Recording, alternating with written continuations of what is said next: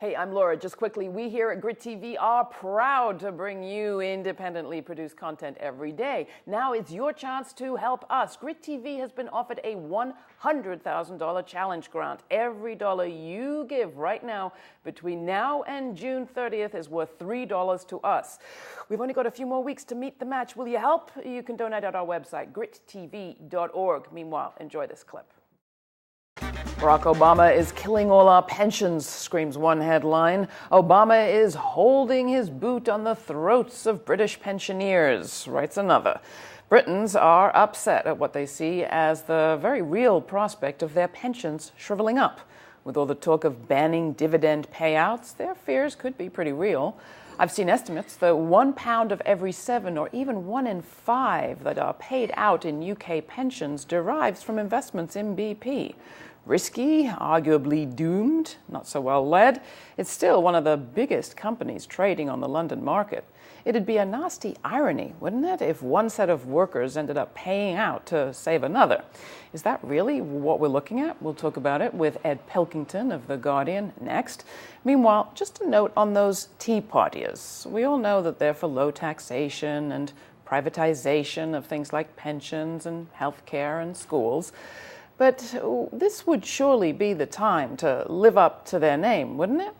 I mean, it would make the British headline writers furious, of course, but if the Tea Partiers were really a working-class populist movement, you'd think the time for symbolic tipping of tea into harbors would be now.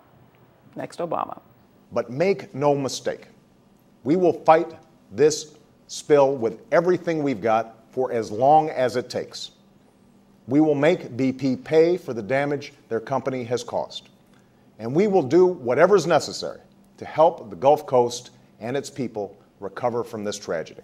Tomorrow, I will meet with the chairman of BP and inform him that he is to set aside whatever resources are required to compensate the workers and business owners who have been harmed as a result of his company's recklessness.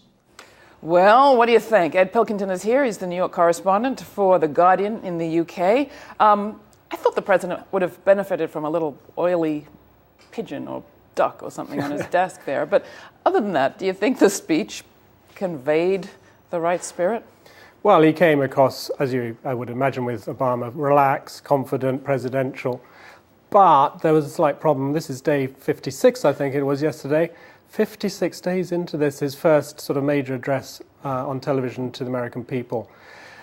Everything he's doing now feels right, but you just have to say it's incredibly late. How do you think you've been affected in your understanding of the story by actually being down there a couple of times? It's a very, I choose a bad pun, it's a very slippery story. I mean, it's incredibly difficult to cover because, as Admiral Thad Allen has said, the head of the federal response down in the actual Gulf, it's not one monolithic oil spill, it's hundreds of thousands of small oil spills.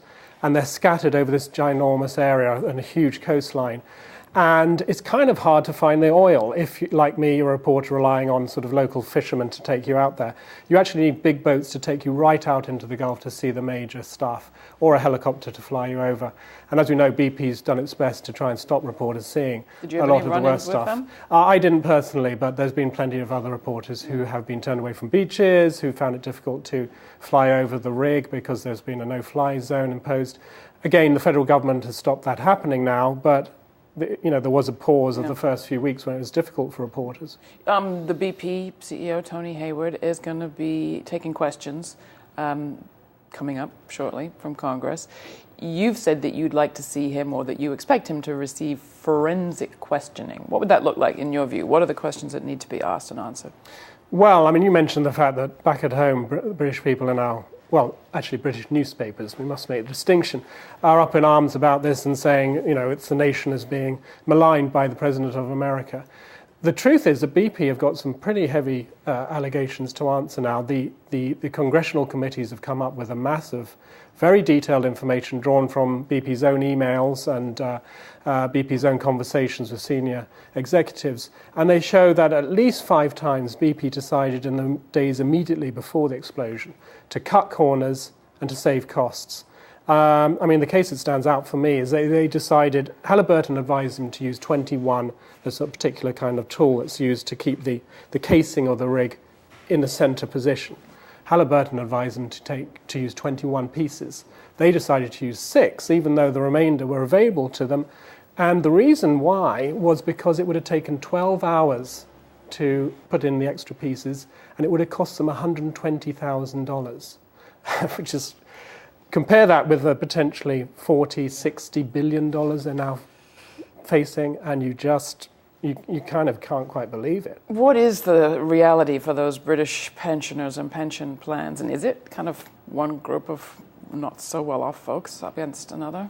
Yeah, I mean, BP's very well tapped into the British pension market, and there's a lot of money riding on this. And if we're talking in terms of 60 billion, I mean, just funny money, then it will have an impact back in Britain. The new British government has, if you think Obama's got a difficult job, they've only just taken over Downing Street, and they potentially face disastrous circumstances too. But it's been interesting how they've been trying to play a double game so far. They've been trying to be quite subservient and say, yes, we're very sorry about this happening, whilst at the same time trying to preserve the interests of pensioners.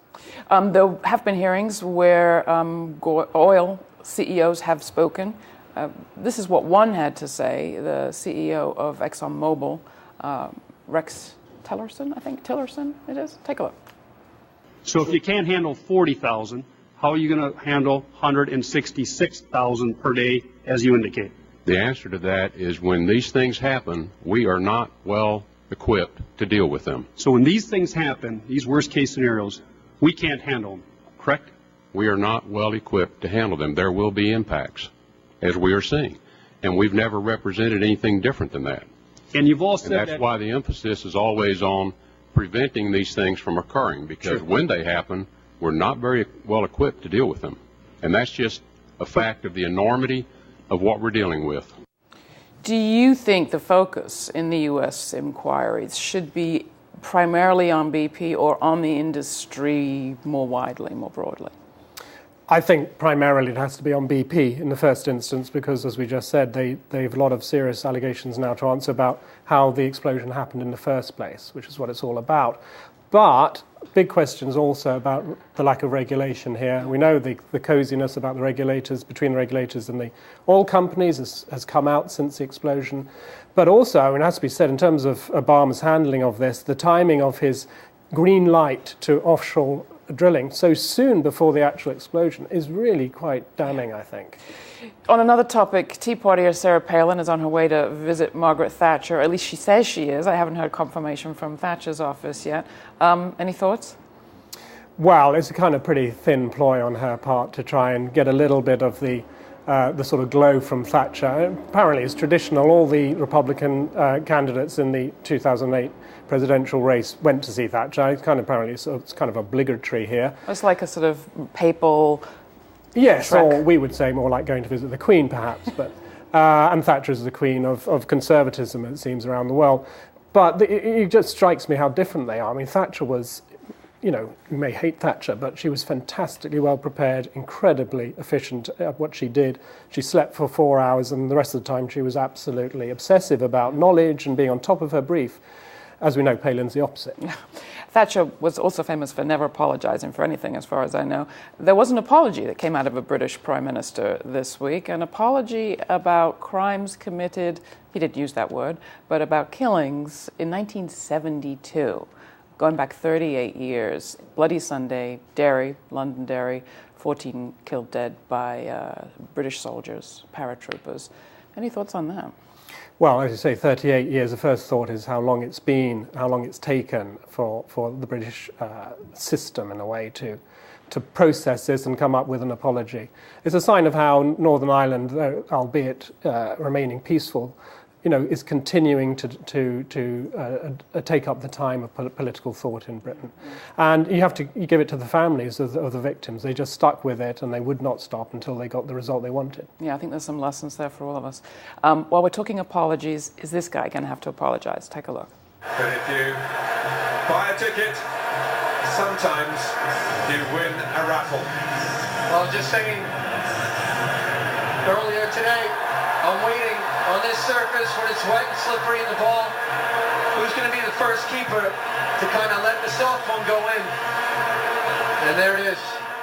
Robert Greene, the British goalie, he used the word slippery too, the narrator there. Is there going to have to be a formal apology by this guy? It's BP's fault. The ball was covered in oil, obviously. How is it that when we see the English team, they constantly get called British when they lose, when they win, it's the English team? Yes, well, you have to give us a little bit of national pride. I mean, the truth is that the English game is normally the disaster comes at the end when we lose in penalties, at the end of whichever round we've reached. To have the disaster at the very beginning just feels, even for English fans, just a little bit unfair, really. It's just not playing the game. It's not. It's not the beautiful game that we expect. All right, thanks. Ed Pilkington is the New York correspondent, although he covers a whole lot more for The Guardian. We'll put a link to his work at our website, GRITtv.org, and we look forward to having you back.